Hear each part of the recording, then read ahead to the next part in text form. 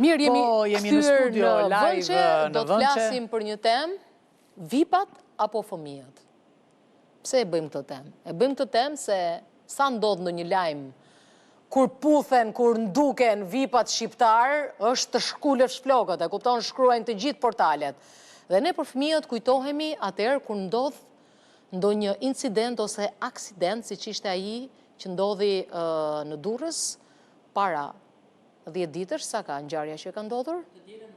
Të dielën e shkuar, dhe natyrisht që ka qenë një ndër ngjarjet më të rrëngjeshme që që e kemi të gjithë akoma përpara syve. Kam përshtypjen është ngjarja që na ka ngecur në zemër, në sy, në vesh, të gjithëve ne. Të gjithë ata që janë prindër njëherë nuk besoj se kanë kaluar të dielën lehtë, të hënën, të martën. Shiko, 5 ditë janë.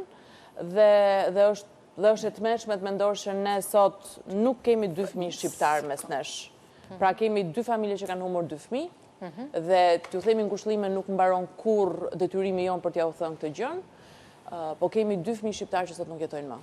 Dhe kjo është e tmerrshme. Po, hyre direkt në bisedë Suela Koçibelli, një mike shumë e dashur e studios Bardhazi, mike shumë e madhe e fëmijëve, një dashuri e vjetër. Shumë e vjetër e Bardhazis, kur ishte një mendje ndritur. Blerta Kraja, juriste e shkëlqyer. Tani ka qa thot se është vetë kështu në këtë rol, por do presim edhe një kolege tjetër për pak sekonda, se këto protestat edhe kështu kanë krijuar edhe ato. Kanë bllokuar qarkullimin.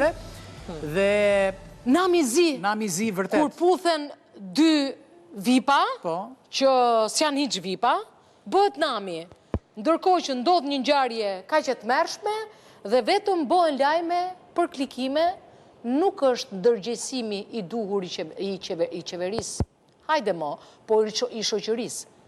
A kemi qenë më të ndërgjegjshëm më përpara ne? Si shoqëri? Nuk e di, na ka rrëmbyer ky kaosi.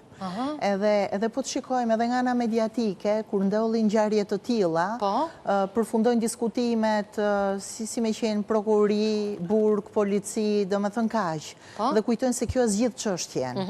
Në fakt, duket sikur është një diskutim juristësh, por tashmë gjithë juristët, domos avokatët, kur mbrojnë një proces penal, që mund të mbrojnë si të pandehurin ose viktimën, varet çfarë pozite juridike ke një proces të tillë, i bëjnë një analizë sociale çështjes. Pse shkuam këtu?